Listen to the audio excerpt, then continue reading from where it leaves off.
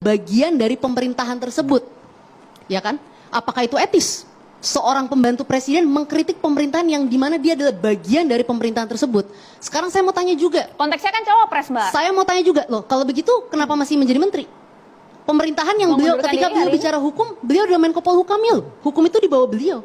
Sekarang saya mau tanya juga, Gus Muhaimin adalah Ketua Umum Partai Kebangkitan Bangsa PKB, adalah bagian dari pemerintahan saat ini.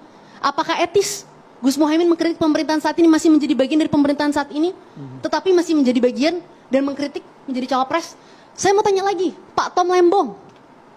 Pak Tom Lembong ketika itu adalah menterinya Pak Jokowi, sekarang menyerang Pak Jokowi, mengatakan bicara soal contekan segala macam. Apakah itu etis?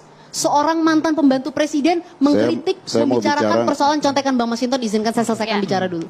Singkat, Bang. Dan satu lagi yang terakhir, Pak Anies dalam debat pertama dan debat ketiga. Pak Anies ketika diberhentikan oleh Presiden Jokowi sebagai menteri, yang menolong, yang mensupport, yang menjadikan Pak Anies Gubernur DKI Jakarta, namanya Bapak Prabowo Subianto, Ketua Umum Partai Gerindra.